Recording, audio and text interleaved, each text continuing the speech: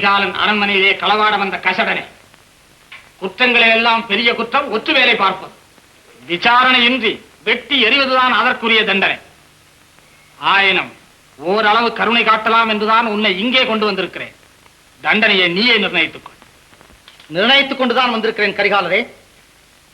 என்ன தண்டனை? அடக்கமில்லாதனாவை கிழிப்பது, வேதம் பாராட்டும் இதயத்தை பிளப்பது, செருக்கிலே நிமிர்ந்த சிரத்தை துண்டிப்பது. இவ்வளவு கூடிய தண்டனை தேவைதானா? சரி, கருணை காட்டுகிறேன், பிழைத்து போ. அறிவு கட்டவனே, கடாரம் முதல் கங்கை வரையிலே பகைவரை கைது செய்ததும் கருணை காட்டியதும் கரிகாலன். அவனுக்கா கருணை காட்டுகிறாய் நீ? அதிலும் கைதி கோலத்தில். கோலம்தான் கரிகாலரே கைதி, குணமல்ல, நினைவிருக்கட்டும். உறையூர் வாழ் பெருமக்களே, இவனுக்கு என்ன தண்டனை கொடுக்கலாம்? நீங்களே சொல்லுங்கள்.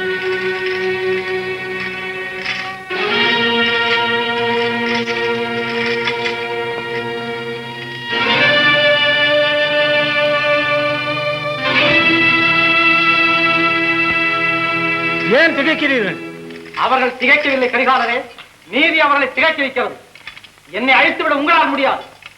உங்கள் மக்களவே கேட்போம். காவிரியின் பெருமக்களை, நான் குற்றவாளி என்கிறார் கரிகாலர். நடந்ததை கேளுங்கள். பெண் கேட்டனுப்பினார் சேர மன்னர் கரிகாலரிடம். இல்லை என்று ஒரு வார்த்தை சொல்லியிருந்தால் தொல்லையை பிறந்திருக்கார். ஆனால் சேரன் குலம் கெட்டது, குடி கெட்டது, தாய் முறைகெட்டவள், நெறிகெட்டவள் என்று பிறப்பை முன்வைத்து ஏற்றினார். முறையூர் என்று பெயர் பெற்ற உறையூர் வாழ் மக்களே, நீங்களே சொல்லுங்கள். தவழ்ந்து வரும் காவிரிக்கு வேதம் உண்டா? குலம் பார்த்து குடி பார்த்து மேகம் மழை பெய்வதுண்டா? 1000 ஒன்றாக்குவோர் மன்னர், ஒன்றை இரண்டாக்குகிறார் கரிகாலன். நீங்களே தீர்ப்பளியுங்கள்.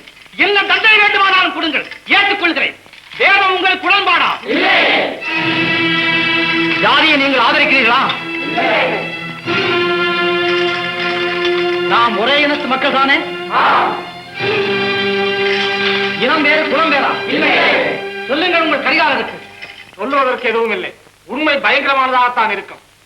பிறப்பிற்கு ஒரு பெருமை உண்டு என்பதில் அசையாத நம்பிக்கை உள்ளவன் நான். இதோ சேரத்தின் தங்கை, இதை கொண்டு என் கால்களை கழுவ வேண்டும் நீ. இதோ சேரத்தின் வெற்றி மாலையாம் பனம்பூ மாலை, இதை என் கால்களிலே சூட வேண்டும். செய்து முடித்தால் நீ விடுதலை பெற்று பிழைத்து போகலாம்.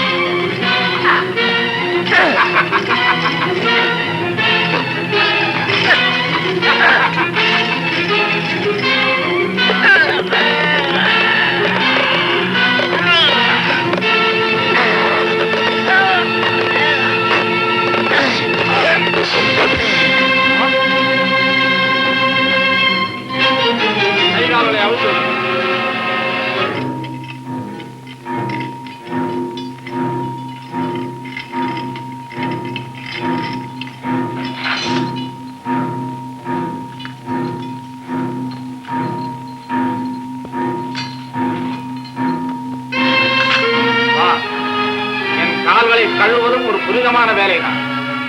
என் கால்களிலே விழும் தண்ணீர் உன் களங்கத்தையும் துடைத்துக் கொண்டு போவ.